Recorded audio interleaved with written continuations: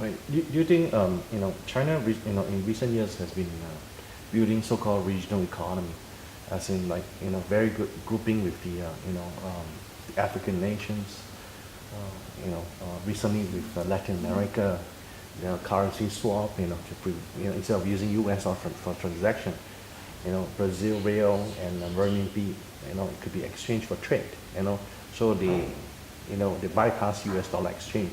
And a good example is Japan and China. They just implemented the Japanese yen and Chinese renminbi direct trade currency. So what do you see of a trend like that? Well, the Challenging US dollar? China, yeah, absolutely. The China U.S. dollar is a terribly flawed currency. Now, I own a U.S. dollar at the moment for a variety of reasons, but longer term, it's a terribly flawed currency. The only currency on the horizon that I can see which can challenge the U.S. dollar is the renminbi. Now, that's an absurd statement here in 2012. The Chinese currency is a blocked currency. You cannot buy it and sell it.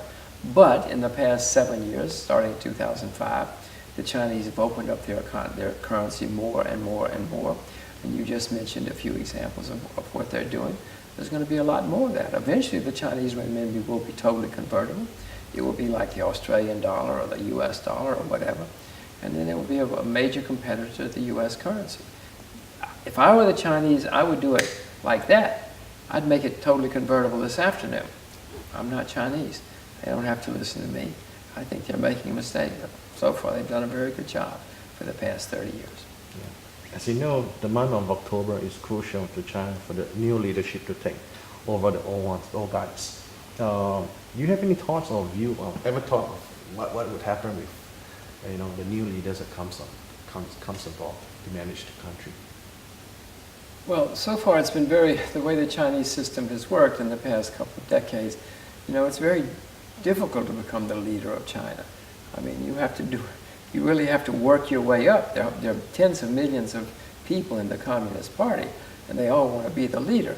So they get put through a lot of testing, a lot of internship, a lot of proving themselves.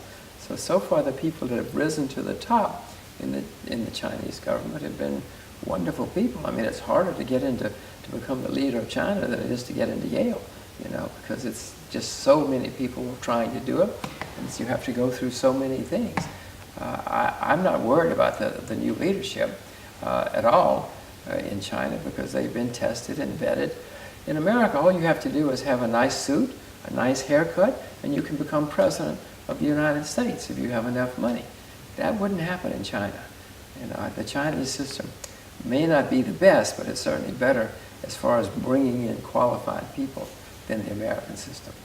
The Chinese system hasn't always been the best, better, by the way. There have been periods when the Chinese system was pretty hopeless.